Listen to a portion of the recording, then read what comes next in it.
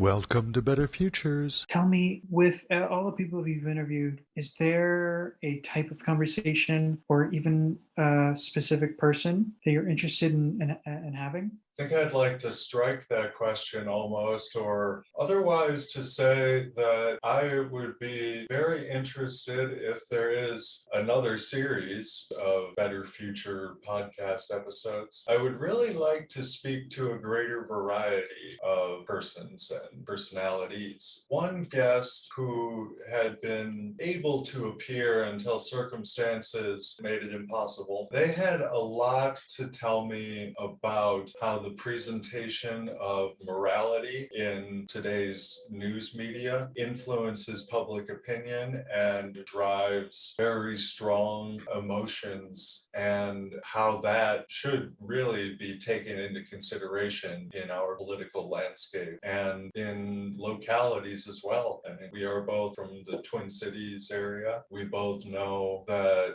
systemic injustices have become unacceptable. Of course, having always been unacceptable, but to the average person, they have become so unacceptable that action in the direction of disorder, of disrupting the systemic injustice, that's now on the table in a way that it had not been before. And so I see that extreme, the relevance between presentations of morality and who is the oppressor and who is the victim, and how that drives both our political landscape in terms of discourse and the events that happen in the streets as a result of politics in daily life, which is in my my most bloodless way of referring to a police killing. Like that's one example of an avenue that I'd like to explore further in another miniseries.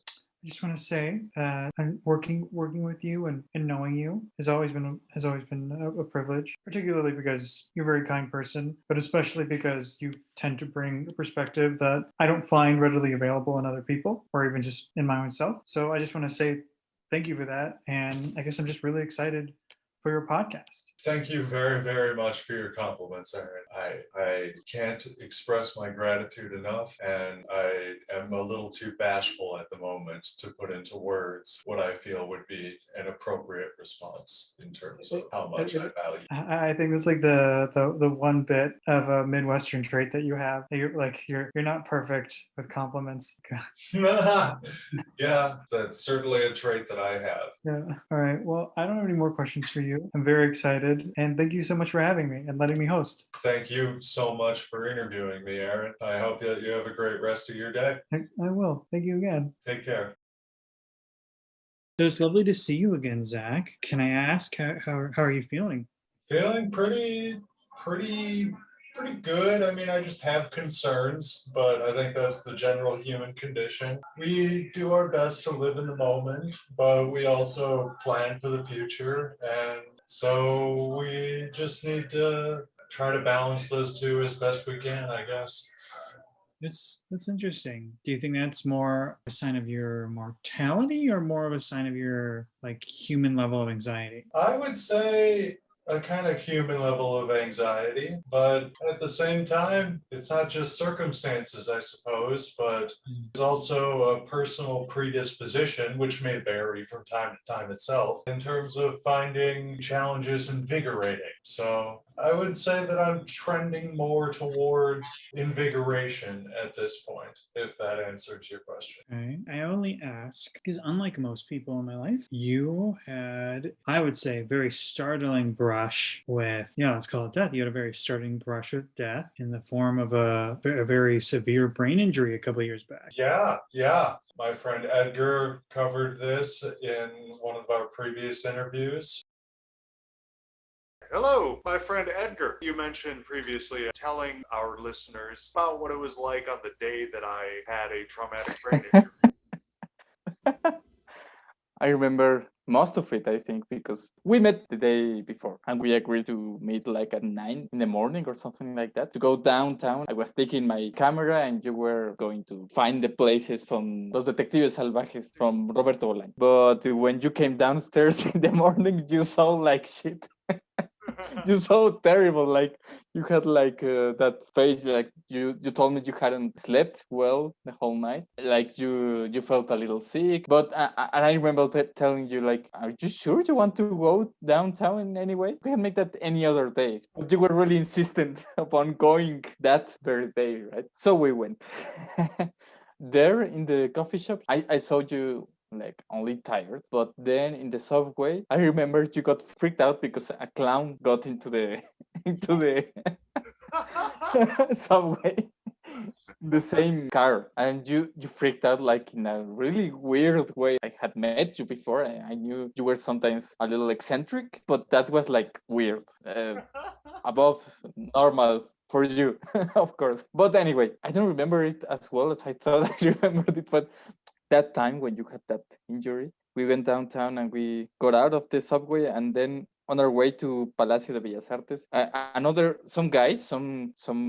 some gringo came to us and said he had just been robbed. He told you that, and he told you that in English, thinking I wouldn't understand. And I told you like he's just a scammer, and yeah, I think you got it immediately, right? But you acted as if you believed him, so I thought, I hope Zach doesn't give him any money because he's clearly just a scammer, right? And then that's when I noticed that you were sweating a lot, as though you had just a bottle of water above your head. And then so we bought a bottle of water because you were feeling hot, and you drank it. And then we went to Chinatown. You were speaking louder and louder every now and then, like a couple of minutes you spoke louder and louder and louder, and the people around us started looking at us because it was weird how loud you were speaking. So we were in Chinatown, and then yeah, you started sweating even more, so I thought it wasn't such a good idea to be there anymore. So we went back. I asked you if you wanted to take a taxi, but you said no, you wanted to take the subway. And in the way to the subway, when we're going to cross a really big street, you started vomiting. It was really like dramatic because you were standing there and suddenly you just bursted like a volcano. And only water because you hadn't eaten anything, I think. And I was just like, what the hell is going on with Zach? Is he sick from the stomach or from what? But after that, you started feeling better. I mean, tired. You were still tired, but like more calm. We got in the subway, and you said, I think the subway is making me feel better. For some reason. Yeah, we got to the coffee shop where you were staying, and I told you, well, I think maybe we can meet tomorrow, but you should stay here for the moment. I said, I think he will survive. But then like 2 hours later, I received that phone call telling me that you had this accident and that you were on the way or already in the hospital. I'm not sure. So I was like, really? Yeah, it was like really shocking. Yeah, it was. Yeah, I had never lived something like that, and I have never since lived something like that. Of course, how unlikely is that, right?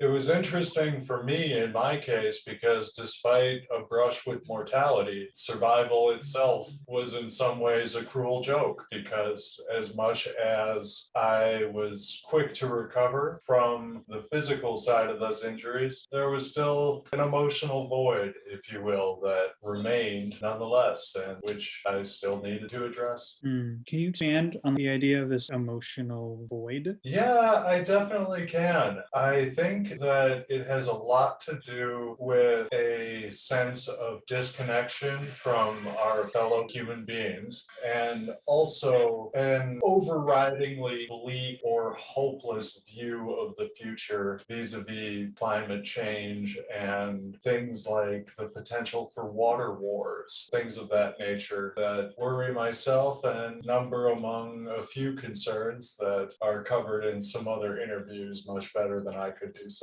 today.